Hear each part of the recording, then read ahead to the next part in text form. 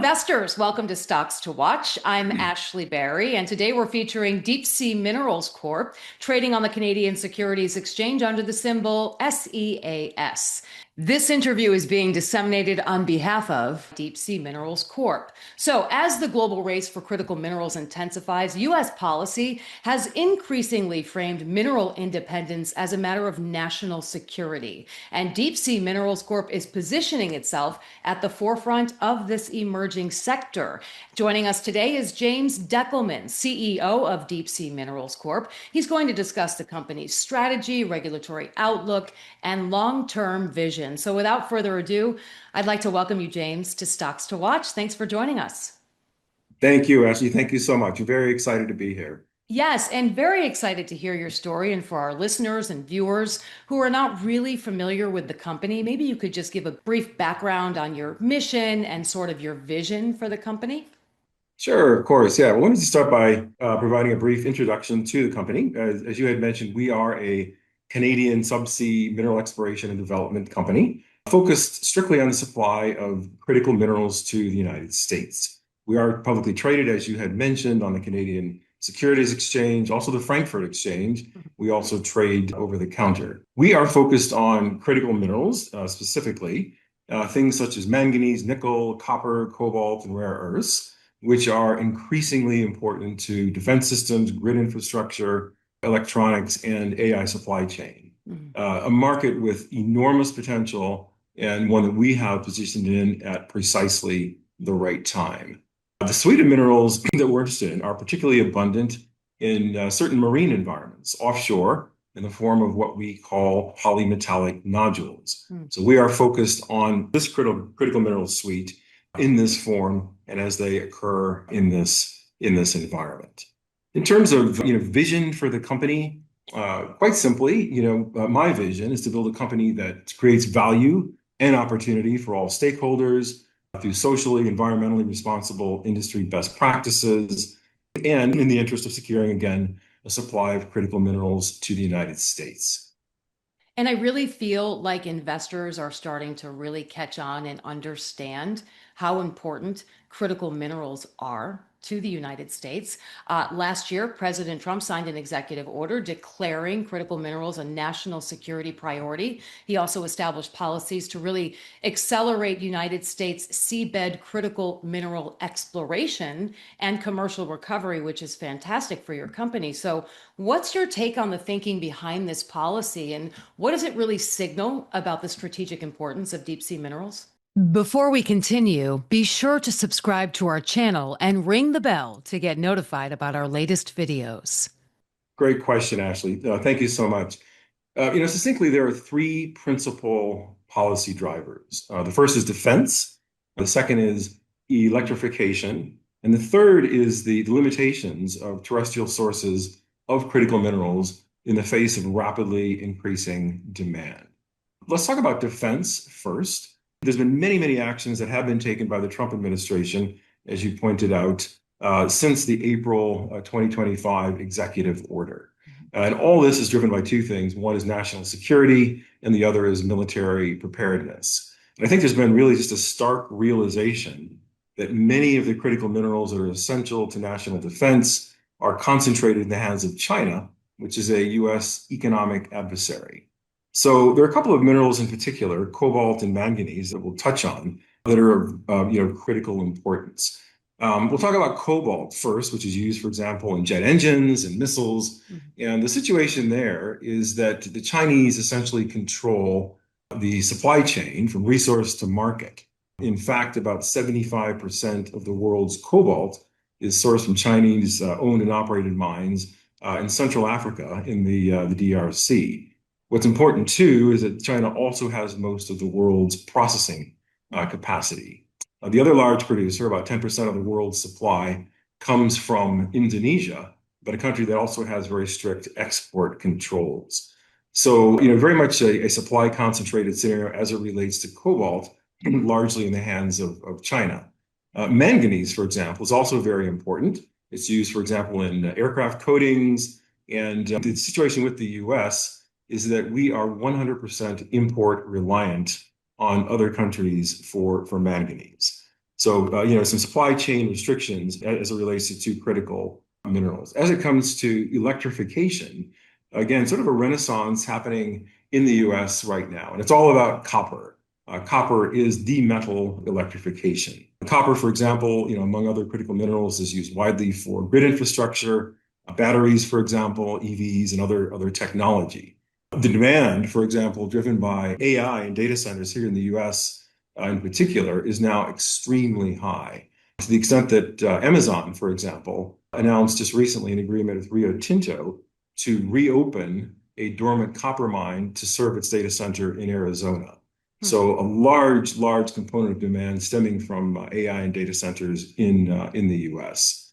China, in terms of electrification, is also probably one of the most influential producers in terms of ownership and financing as it relates to copper.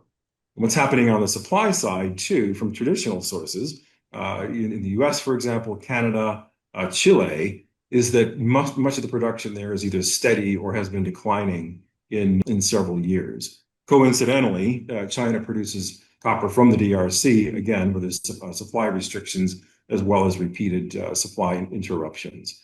So like cobalt, the supply chain is really concentrated now in the hands of the Chinese, which places the US in a highly vulnerable position. And then on the supply side, too, what we're seeing are now strict limitations with respect to the mines that have been producing for so long. Quite simply, they cannot meet rapidly increasing critical minerals demand. Ore grades are declining as well. We've seen also, of course, increasing social and environmental pressure.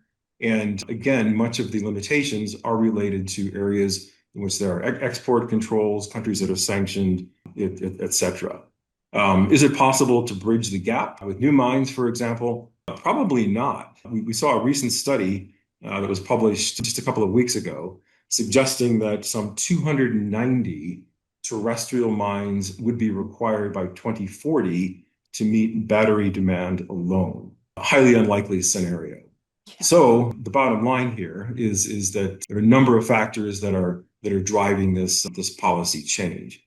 And I think what we've seen too, even since the April 2025 executive order, is just a significant amount of momentum.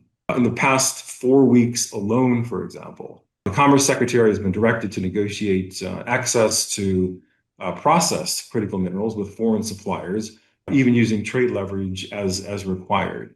NOAA, which grants licenses and commercial recovery permits in areas outside of U.S. territorial waters, has been directed to consolidate the permitting and licensing process, to accelerate it, to stimulate the activity. American Samoa, for example, is now undertaking some 30,000 square mile hydrographic survey. A project called Project Vault was announced just last week, a project creating a U.S. strategic reserve of critical minerals, a $12 billion project in total. Also, we're seeing a collaboration with other South Pacific jurisdictions, including the Cook Islands, an area that's very well endowed with these critical minerals. This was announced just last week, a new initiative there to work with the Cook Islands government to better understand and potentially develop their resources. Fantastic. A couple of words that you used, vulnerability and opportunity. So important. And I think that really sums it up when you talk about the executive order. And then, just to kind of dovetail into your work, international waters and Cook Islands, the strategy includes its EEZ projects, or exclusive economic zones. Is that what you're referring to, your work there? And what are the next steps for that? Right. So, it's simplistically, we divide the opportunity slate into two jurisdictions. One is the EEZ, the exclusive economic zone, which contemplates projects that take place within a country's 200 nautical mile limit. Outside of that, it's a different jurisdiction under different regulations, and we'll talk about that in just a moment. But just starting with the EEZ first, whether it's in the US EEZ or the EEZ of another country, for example, the Cook Islands, it could be New Zealand, et cetera, something like that. They're very much a priority for us for three reasons. One is because there's regulatory certainty. It's been well established for a long, long time. There is a regulatory framework that exists for exploration and development as well. There's also a regulatory path to commercialization that doesn't exist in many areas. The other thing, too, is that the resource potential in many of these areas is very high. It's also very well understood, and the technology to harvest these minerals has been tested and is essentially ready to go. One of the areas that we're looking at in particular is the Cook Islands, and we're evaluating the opportunity there, given the resource endowment that exists there, the regulatory framework, the regulatory certainty, and much of the work that has been done there technologically, which has been proven. Mm-hmm. If you look outside of the EEZ in international waters, the regulatory environment is different. It's regulated by the ISA, or the International Seabed Authority, for those countries that have ratified a UN convention. It's called the UN Convention for the Law of the Sea, or UNCLOS. The US has not ratified this convention, hence is not subject to the ISA regulations. But further to the Trump executive order, getting back to that, US companies can obtain exploration licenses, commercial recovery permits in this area through the US regulator, NOAA. Of the areas that are most important, most attractive to us in non-EEZ areas, is one called the Clarion-Clipperton Zone, or the CCZ, which is an area that's located west of Baja California in Mexico, just to the southeast of Hawaii, about 1,100 nautical miles from San Diego, about a 4-day sail. Very, very interesting area, one that's been worked by industry, by governments, by academia for decades now, very, very well understood. And basically, for the same reasons, we're very interested in that. Again, the resource potential is well documented. The harvesting technology exists. And now via the Trump executive order, there is a path to commercialization for U.S. Companies. The other thing, too, of course, is that it is the most proximal resource of this type to the U.S., where the principal markets exist. Okay, well, James, for our viewers and listeners, I think 3 concise statements about what really makes Deep Sea Minerals Corp a compelling investment opportunity. Right, thanks. Yeah, I would say, if I had to choose 3 things, it would be the sector, the moment, and the company. As it relates to the sector, several things. One is we're experiencing this demand surge, a period of demand surge for critical minerals, to the extent that credible reports agencies, the IEA, for example, have estimated that the demand for critical minerals is going to double by 2040. Commodity prices, a key driver as well in the sector. Copper up 40% in 2025, cobalt up 160% in the past year. The other thing, too, is that there is a supply gap, and there's no terrestrial resources to bridge the gap to meet the demand. And of course, the fourth thing in the sector is this unprecedented regulatory support that we're seeing from the Trump administration. And as it relates to the moment, it's an emerging sector. Critical minerals actually have been around for a long time. They've been studied for many, many decades. But it's always been an industry of the future. But all of a sudden, the future is today. And so a big shift here, a pivotal point of the industry, and related to many things. The defense drivers that we're seeing in the U.S., change in the global energy system from one that's been largely fuel-based, coal, oil, and gas, to one that's increasingly now minerals-based.